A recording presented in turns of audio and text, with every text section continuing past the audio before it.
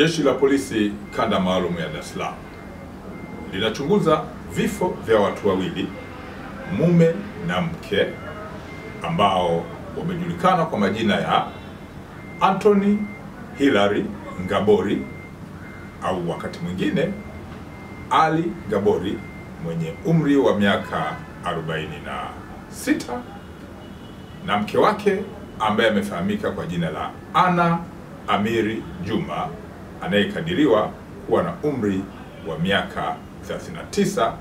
Wote ni wakazi wa Bunyokwa ambayo ipo katika wilaya ya Ilala jijini Dar es Salaam.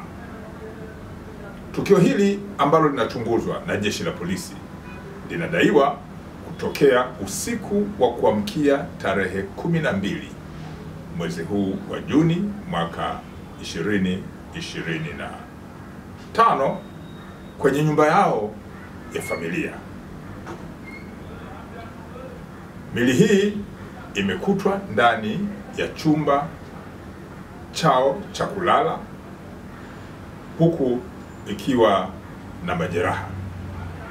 Uchunguzi wa kina juu ya tukio hili la kuhuzunisha unaendelea ili kujua na kubaini kwa kina chanzo halisi cha vifo hivyo vya wana familia.